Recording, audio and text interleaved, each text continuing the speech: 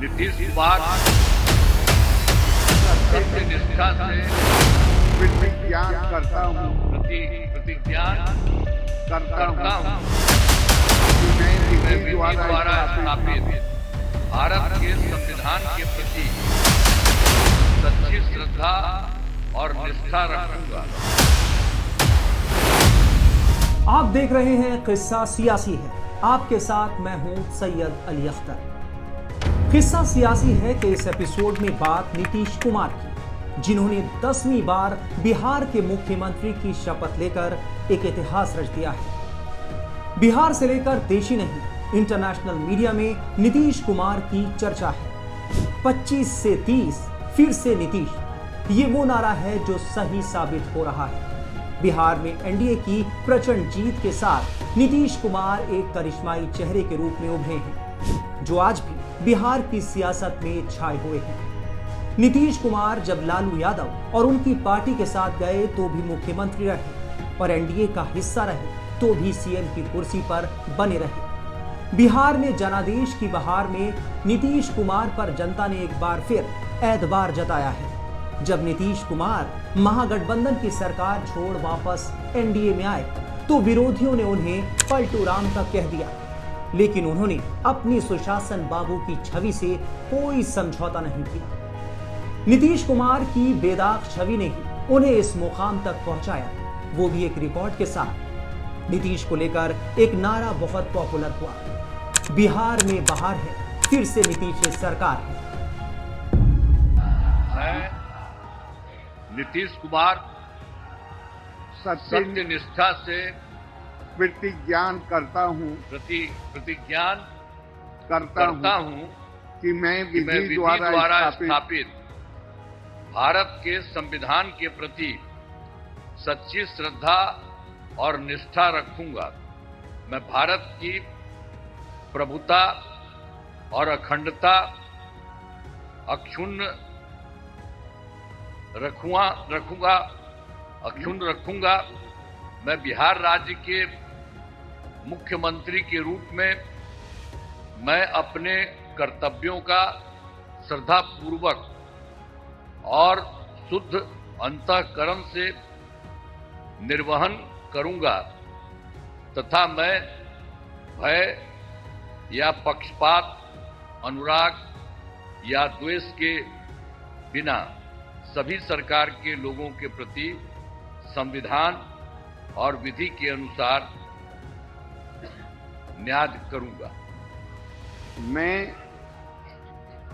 मैं नीतीश कुमार सत्य निष्ठा से प्रतिज्ञा करता हूं कि जो विषय बिहार राज्य के मुख्यमंत्री के रूप में मेरे विचार के लिए लाया जाएगा अथवा मुझे ज्ञात होगा, उसे किसी व्यक्ति या व्यक्तियों को तब से ये सिवाय जबकि ऐसे मुख्यमंत्री के रूप में अनेक कर्तव्यों के सम्यक और निर्वहन के लिए ऐसा करना अपेक्षित हो, मैं प्रत्यक्ष अथवा अप्रत्यक्ष रूप से संसूचित या प्रकट नहीं करूंगा।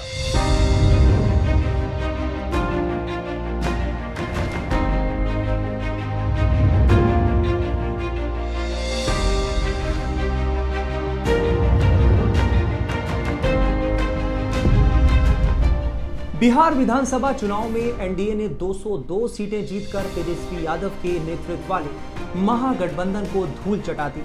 बीजेपी ने 101 सीटों पर चुनाव लड़ा था और 89 सीटों पर जीत हासिल की।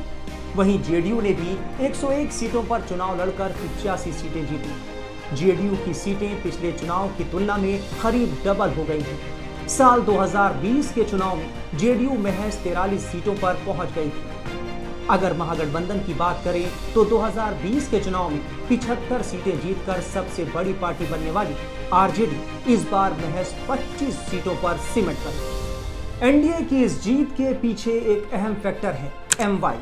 MY यानी मुस्लिम यादव समीकरण नहीं, बल्कि इस MY का मतलब है महिला युवा फैक्टर। इन फैक्टर्स के जरिए 20 सालों से सत्ता में रहे नीतीश कुमार ने एंटी इनकम्बेंसी को प्रो इनकम्बेंसी में बदल दिया। आखिर क्या थे वो फैक्टर जिन्होंने बीजेपी और नीतीश कुमार को इतनी बड़ी जीत दिलाई और तेजस्वी के मुख्यमंत्री बनने का सपना चकनाचूर कर दिया? उन्हें बारीकी से समझना बेहद जरूरी है। महिलाओं के खाते में 10,000 रुपए। अपने करीब 2 दशक के कार्यकाल में नीतीश कुमार ने बिहार में महिला सशक्तिकरण से जुड़ी कई योजनाएं शुरू की हैं। नीतीश कुमार जब से बिहार के मुख्यमंत्री हैं, उन्होंने महिलाओं को जेडीयू का एक बड़ा जनाधार तैयार करने पर फोकस किया। पहले उन्होंने 10वीं पास करने वाली छात्राओं को साइकिल और सहायता राशि दी। इसके बाद शराबबंदी करके उनका भरोसा कमाया। इतना ही नहीं, जब विपक्ष ने शराबबंदी को लेकर सवाल उठाए और नीतीश को लगने लगा कि इसका असर कम होने लगा है, तो उन्होंने महिलाओं के आरक्षण पर फोकस किया। सरकारी नौकरियों से लेकर पुलिस की भर्ती तक में उन्होंने महिलाओं को 35% आरक्षण लागू कराया। अब चुनाव से ठीक पहले नीतीश सरकार ने मुख्यमंत्री महिला रोजगार योजना के तहत 1,13,00,000 महिलाओं के खाते में 10-10 हजार रुपए ट्रांसफर किए, जो इस बार के चुनाव में एक बड़ा गेम चेंजर साबित हुआ। के हित में भी हम लोग महिलाओं के लिए काम करते हैं, तो एक काम हो रहा। ये लोग तो कोई काम नहीं किया है पहले। आजकल जो सरकार के लिए आता है, आंड बंड बोलता है, तो वो सबको जरा कहिएगा कि आज तक कोई काम किया है जी। जिसको था उसको 7 साल के बाद उसको हटना पड़ा, तो उसके बाद अपना पत्नी को बना दिया। कोई महिला को कहीं कुछ किया है? अपने घरवा के लोगों को बनाता है। आप देखे हैं हम लोग कोई अपने घर के किसी को बनाए हैं? हम लोग नहीं करते। हम लोग सबको दूसरे लोगों के लिए करते हैं। ये सब अपना घरवे में करता। ये सब कोई चीज है? याद रखिए, सब तरह से, सब जगह से देखिए कि वो लोग कोई काम नहीं करता। पूरे राज्य में डर एवं भय का माहौल था। समाज में विवाद होता था। न सही ढंग से पढ़ाई की व्यवस्था थी, न इलाज की, न बिजली की, न सड़क की। पहले वाली सरकार ने कुछ काम नहीं किया। हम जो पहले आपको बता दिए, तो ये भी बता रहे हैं आपको, ये लोग एक भी काम नहीं किया। इसलिए आप लोग बिल्कुल सजग रहिए। जान करके, अल्लाह करके हम आप लोगों को बता दे रहे हैं कि ये सब क्या काम करता है। वो सब का कोई काम करना है? नहीं करना। आज जब से सरकार बनी है, तब से कानून का राज, कोई झगड़ा झंझट नहीं होता। सभी के लिए काम किया, चाहे हिंदू हो, मुस्लिम हो, अपर कास्ट हो, पिछड़ा हो, अति पिछड़ा हो, दलित हो, महादलित हो, सबके लिए काम होता। इन दिनों काम को और आगे बढ़ाया गया है। आगे बिहार में और ज्यादा काम होगा, और ज्यादा काम होगा। जहां जो भी कमी रहेगी उसे पूरा किया जाएगा और देश की प्रगति में बिहार महत्वपूर्ण योगदान देगा। जंगल राज का मुद्दा। बिहार में चुनाव प्रचार की कमान संभालने के बाद प्रधानमंत्री नरेंद्र मोदी और खुद नीतीश कुमार ने जब भी रैलियों को संबोधित किया, जनता को पुराने जंगल राज की याद दिलाई। पीएम मोदी ने लालू यादव और राबड़ी देवी के वक्त बिहार की कानून व्यवस्था को लेकर आरजेडी और तेजस्वी यादव पर कड़ा प्रहार किया। उनकी इस चेतावनी को फर्स्ट टाइम वोटर, महिलाओं और शहरी वोटर्स ने गंभीरता से लिया। प्रधानमंत्री ने जंगल राज शब्द दोहराया, जिसके बाद सुरक्षा एक बड़ा मुद्दा बना और सुशासन बाबू के रूप में नीतीश कुमार की पहचान और मजबूत हुई। सबका सब लोगों के हित में काम हो रहा है, बिहार से काम हो रहा है और केंद्र सरकार का पूरा सहयोग मिल रहा है। तो आपको मालूम है बिहार कितना बड़ा होगा, बहुत आगे बढ़ेगा। बिहार इतना ज्यादा अब बढ़ रहा है और आगे हो जाएगा।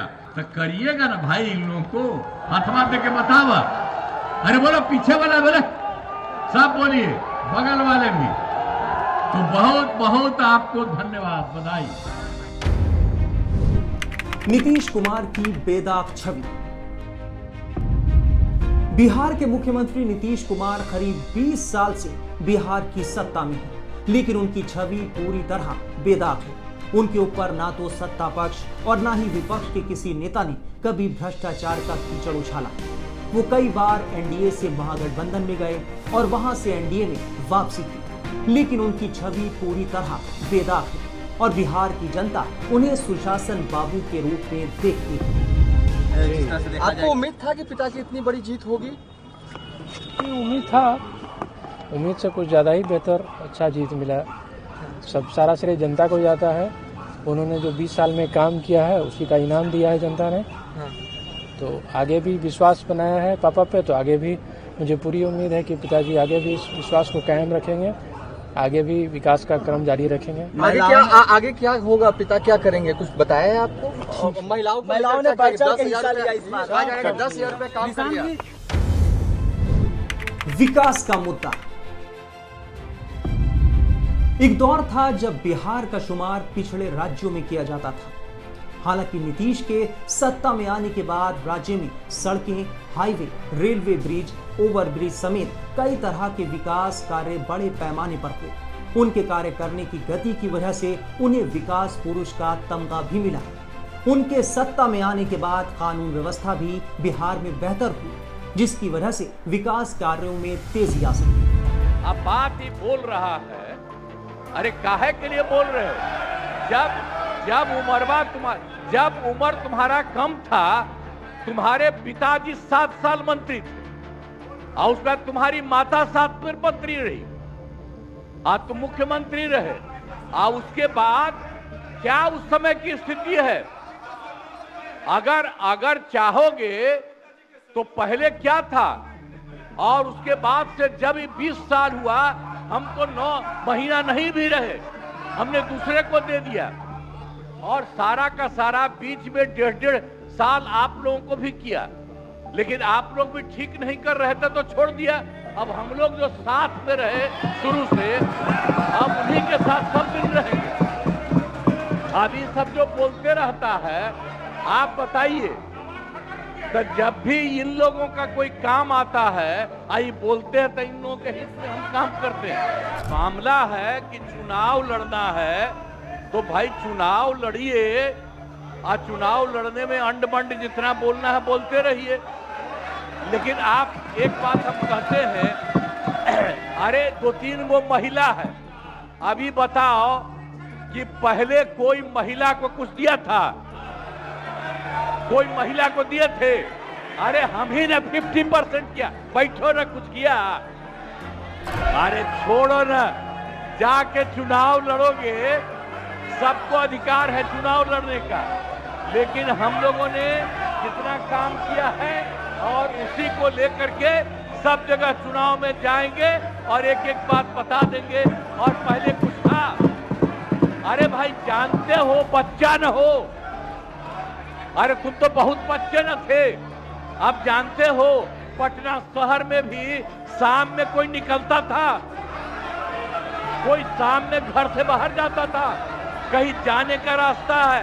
ये जितने पत्रकार हैं, इन लोगों को भी हम कहेंगे कि पहले क्या बुरा हाल था और 6 से हम लोगों ने जो काम किया, ये दोनों चीजों को याद रखिए।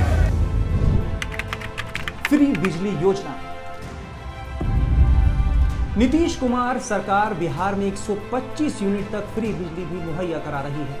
मुख्यमंत्री विद्युत उपभोक्ता सहायता योजना के तहत राज्य के 1,67,00,000 परिवारों को इसका लाभ मिल रहा है। इस योजना के लिए किसी तरह के आवेदन की जरूरत नहीं है। इसका ऐलान भी अगस्त महीने में किया गया था।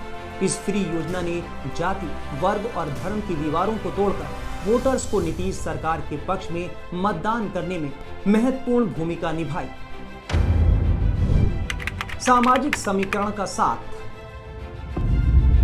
बिहार में बीजेपी, जेडीयू और एलजेपी रामविलास, इनके साथ साथ एनडीए के बाकी सहयोगियों ने मिलकर स्वर्ण जातियों, गैर यादव, ओबीसी, अति पिछड़ी जातियों और दलितों, महादलितों का एक मजबूत सामाजिक समीकरण बनाया। यहां तक नीतीश कुमार के नाम पर बड़ी तादाद में मुसलमान वोटर्स उनके साथ जुड़ते रहे और उन्होंने नीतीश पर फिर भरोसा जताया।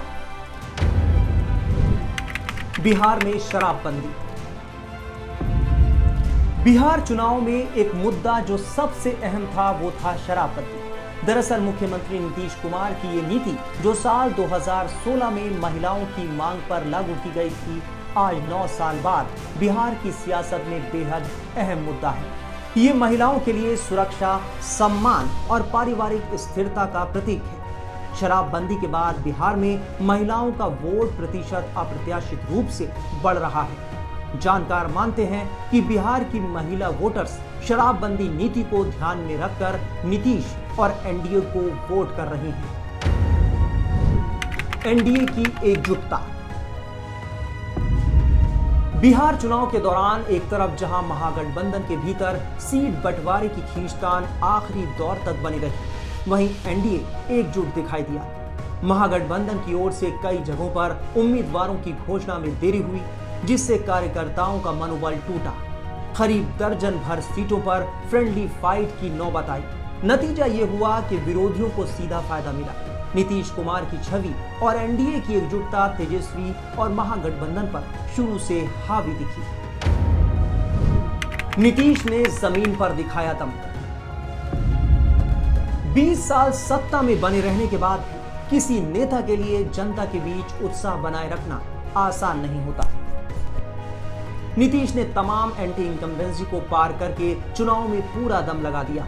नीतीश कुमार ने इस चुनाव में दिखा दिया कि उनका जमीनी नेटवर्क और प्रशासनिक भरोसा आज भी उतना ही मजबूत है जितना आज से कई बरस पहले था। बीमारी और उम्र की दिक्कतों के बावजूद वो लगातार चुनावी दौरे करते रहे। जब कई बड़े नेता बारिश के कारण सभाएं स्थगित कर रहे थे, नीतीश कुमार कार से घंटों दूर दराज के इलाकों में पहुंचते रहे और छोटी बड़ी हर सभा में लोगों से संवाद करते रहे। विपक्ष दिखा कमजोर। माना जा रहा है कि बिहार चुनाव में विपक्ष का सबसे बड़ा नुकसान उसकी खुद की रणनीतिक कमजोरियों से हुआ। राहुल गांधी ने चुनाव प्रचार की शुरुआत तो दमदार की, लेकिन जब प्रचार का पीक वक्त था, वो 57 दिनों तक बिहार से गायब रहे।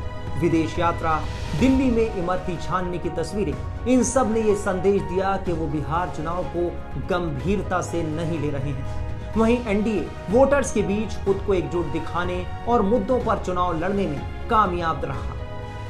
महागठबंधन के सीएम उम्मीदवार तेजस्वी यादव ने हर घर सरकारी नौकरी देने जैसे वादे किए, लेकिन वो इसे कैसे अमल में लाएंगे उसका कोई मॉडल वोटर्स के सामने पेश नहीं किया।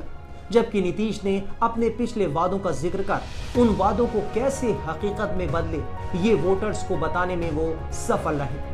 इसका सबसे बड़ा और ताजा उदाहरण है मुख्यमंत्री महिला रोजगार योजना के तहत 1 करोड़ 13 लाख महिलाओं के खाते में 10-10 हजार रुपए ट्रांसफर करना। बिहार विधानसभा चुनाव से पहले और चुनाव के दरमियान विरोधी नीतीश कुमार पर तरह तरह के सवाल उठाते रहे, जैसे उनकी उम्र ज्यादा हो गई है और उन्हें राजनीति से रिटायरमेंट ले लेना चाहिए। लेकिन बिहार चुनाव में 74 साल के नीतीश कुमार ने यह साबित कर दिया है कि पोस्टरों में लिखा गया डायलॉग टाइगर अभी जिंदा है सिर्फ नारा नहीं, बल्कि चुनावी मैदान में नीतीश की ताकत भी है।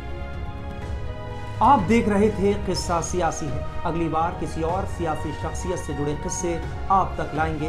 तब तक बने रहिए टाइम्स नाउ ऑफ भारत के डिजिटल प्लेटफॉर्म के साथ।